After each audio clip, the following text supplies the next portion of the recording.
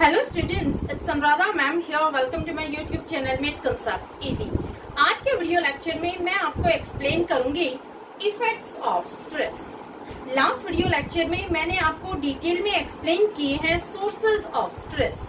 कौन से ऐसे सोर्सेज हैं जो पर्सन की लाइफ में स्ट्रेस जनरेट करते हैं।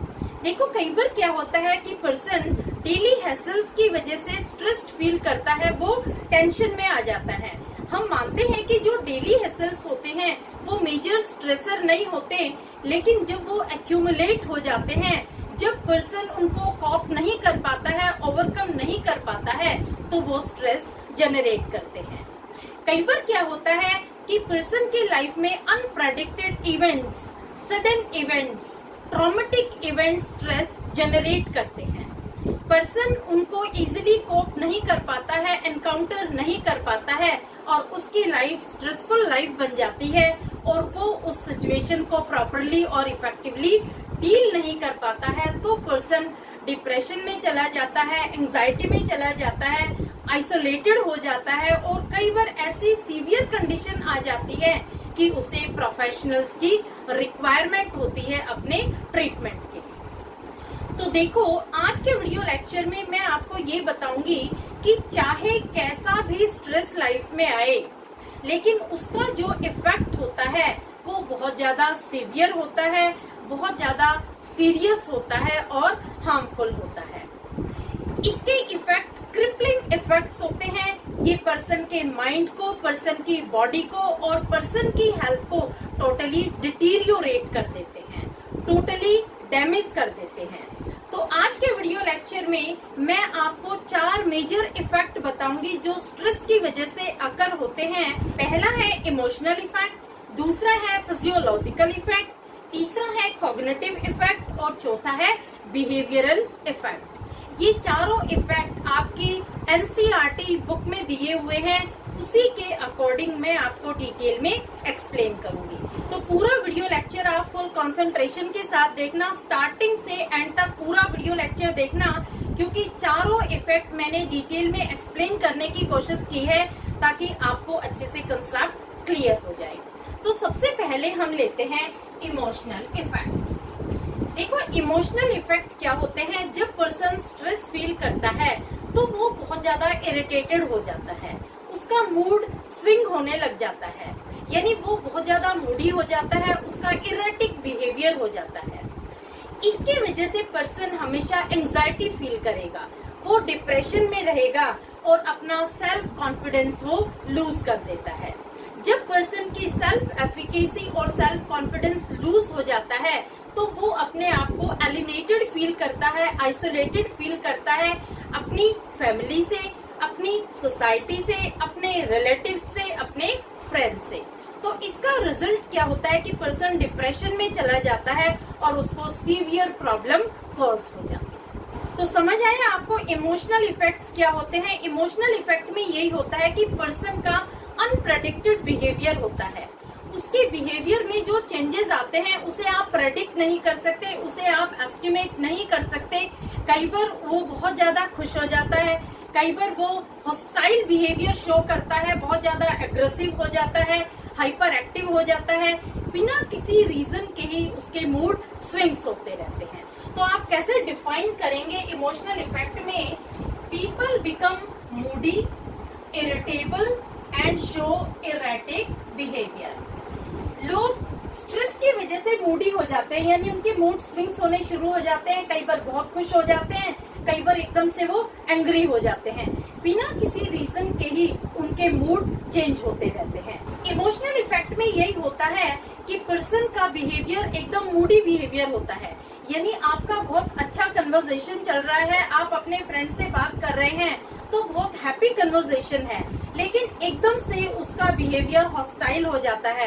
कोई ऐसी बात आ जाती है कि वो बहुत ज्यादा एग्रेसिव हो जाता है, यानी उसका मूड किस समय बदल जाएगा ये अनप्रेडिक्टेड है, आप ये पहले एंटिसिपेट नहीं कर सकते। उसके मूड में बहुत जल्दी स्विंग्स आ जाते हैं। सेकंड आता है इरिटेबल। इरिटेबल में क्या होता है कि उसका जो नेचर होता है, एटीट्यूड होता है, वो बहुत ज्यादा इरिटेटेड हो जाता है, वो चिड़चिड़े स्वभाव का हो जाता है, वो जब भी आप कोई उससे बातचीत करेंगे तो छोटी से छोटी बात उसको बुरी लग जाती है और वो मुंह फुला के बैठ जाएगा, वो गुस्सा करेगा।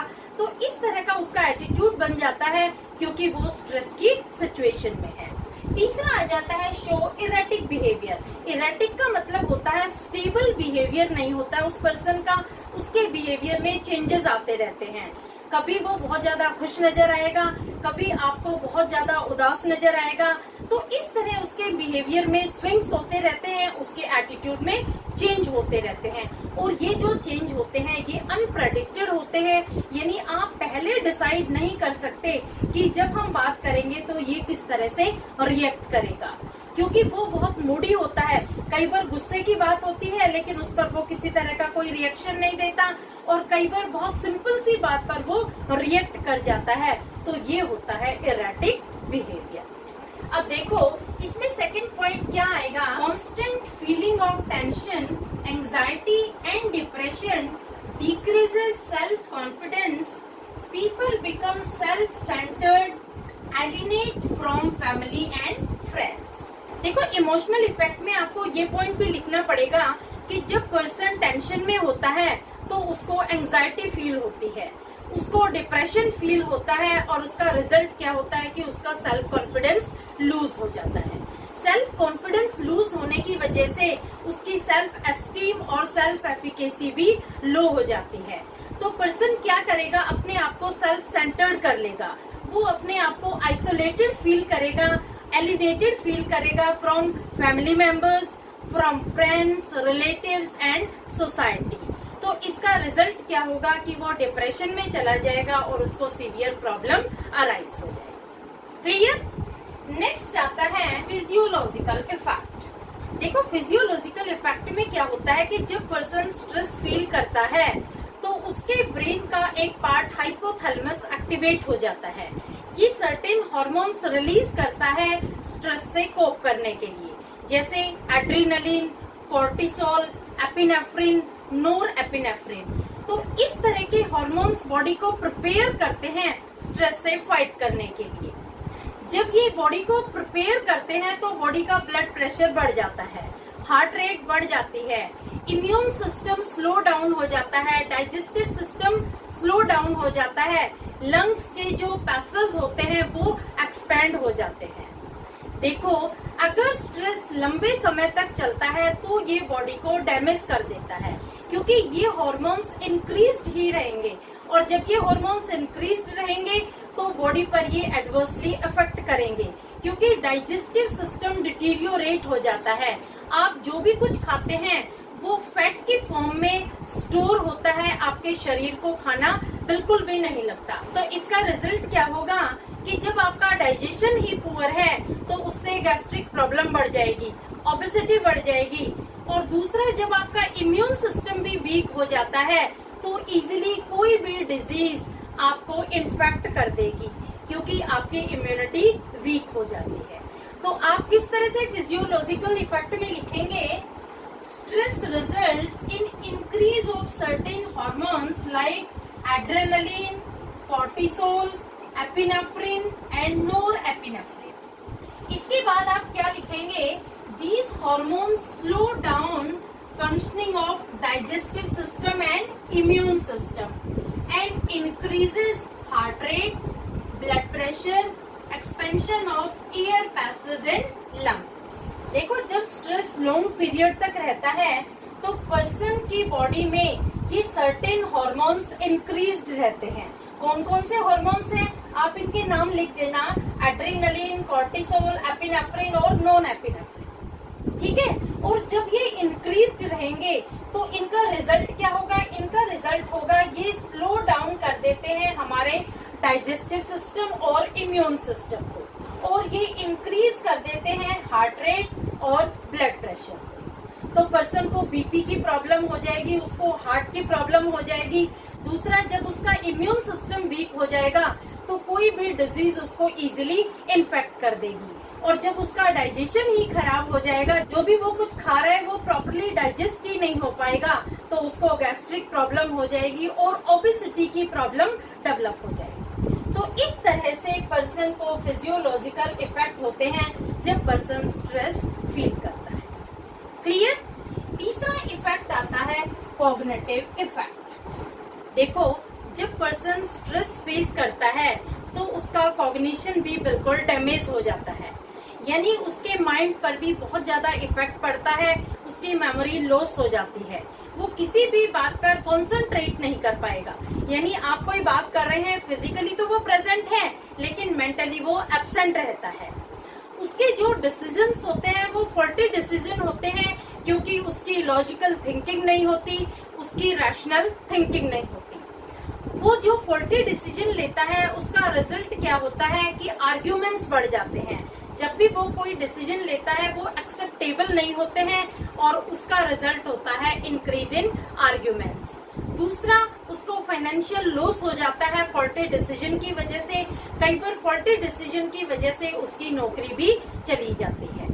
तो देखो, जब पर्सन का कॉग्निशन ही काम नहीं करेगा तो पर्सन टोटली ब्लैंक हो जाता है और इसके जो इफेक्ट होते हैं वो बहुत ज्यादा सीवियर होते हैं। तो आप कैसे लिखेंगे कॉग्निटिव इफेक्ट में?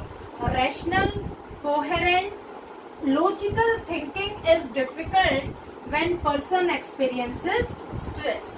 देखो, जब एक पर्सन स्ट्रेस को एक्सपीरियंस करता है तो किसी तरह की कोहेरेंट थिंकिंग नहीं कर पाता, वो किसी तरह के आइडियाज, थॉट्स वो डेवलप नहीं कर पाता। रैशनल और लॉजिकल थिंकिंग उसकी हैम्पर हो जाती है और उसका रिजल्ट क्या होता है? Can not make sound decision. जब भी वो कोई डिसीजन लेगा तो वो डिसीजंस इफेक्टिव नहीं होंगे, साउंड नहीं होंगे।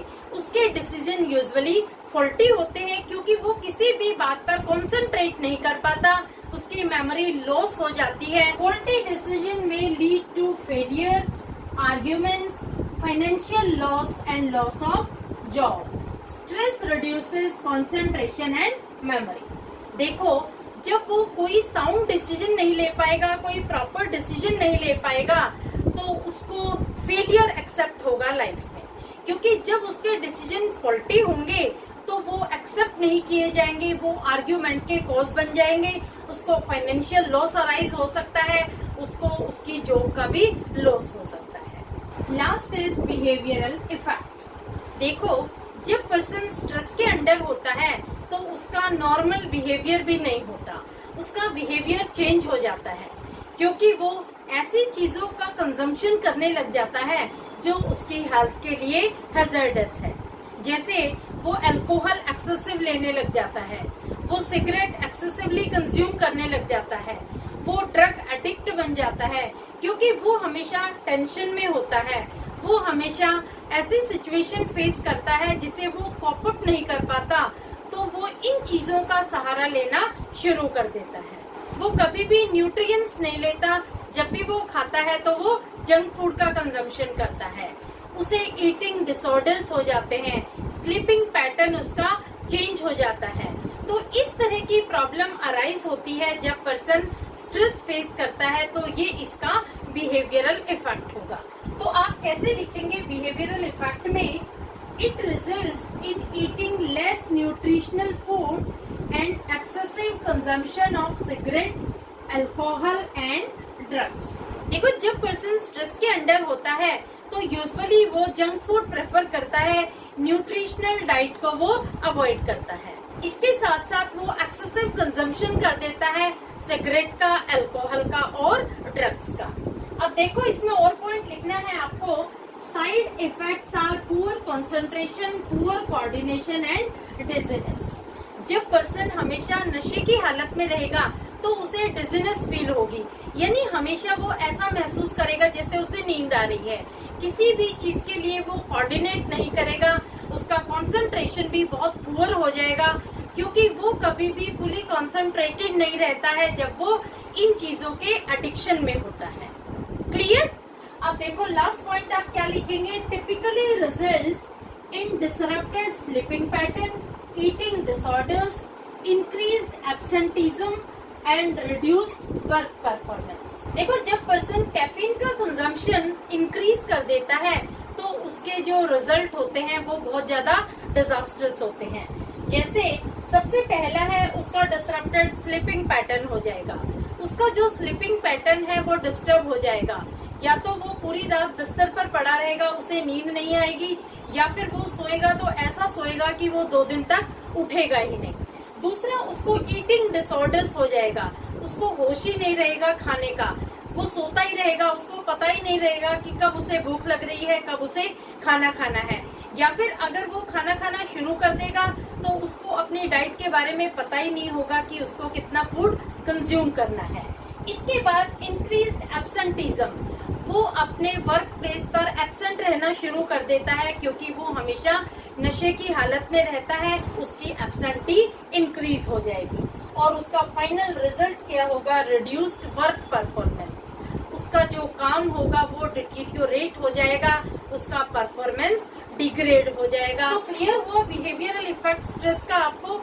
देखो किस तरह से जब एक पर्सन स्ट्रेस को ओवरकम नहीं कर पाता तो उसकी नॉर्मल लाइफ की फंक्शनिंग भी डैमेज हो जाती है, उसका बिहेवियर भी कैसे चेंज हो जाता है, किस तरह से वो एडिक्ट बन जाता है ऐसी चीजों का जो उसकी लाइफ को टोटली डैमेज कर रहे हैं। दूसरा, वो हर काम में अपने आप को एब्सेंट पाता है, उसका स्लीपिंग पैटर्न चेंज हो जाता है, उसको ईटिंग डिसऑर्डर्स हो जाते हैं और उसका वर्क परफॉर्मेंस डिक्रीज हो जाता है। क्लियर? तो ये 4 इफेक्ट थे, 1 बाय 1 मैंने आपको डिटेल में एक्सप्लेन किए हैं। पहला है इमोशनल इफेक्ट, दूसरा है फिजियोलॉजिकल इफेक्ट, तीसरा है कॉग्निटिव इफेक्ट और चौथा है बिहेवियरल इफेक्ट। होपफुली चारों इफेक्ट आपको क्लियर हो गए होंगे। Please like it, subscribe it and share it to your friends. Okay, thank you.